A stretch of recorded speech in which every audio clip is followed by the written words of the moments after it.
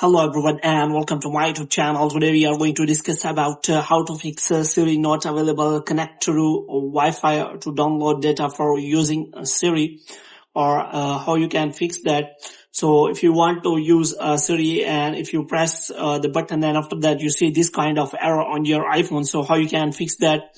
For this, what you have to do, you have simply watch this video completely. So without wasting any time, let's start the video.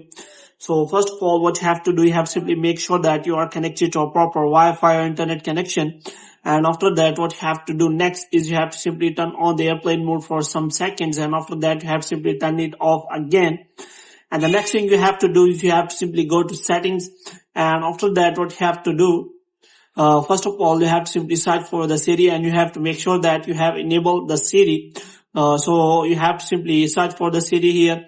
And after that, what you have to do, you have to simply check whether you have turned on Siri function, and after that you have simply enabled it. And the next thing you have to do is you have to simply go to general, and after that you have to simply scroll it down until you find the option of transfer or reset iPhone. So here you have to simply click on reset and you have to reset all of your network settings.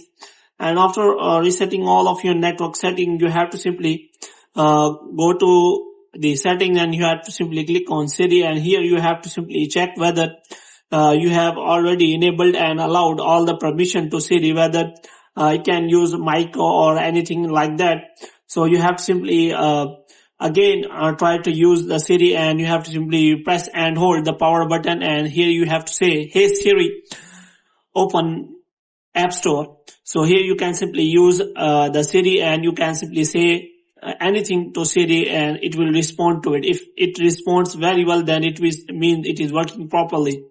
Open the App Store.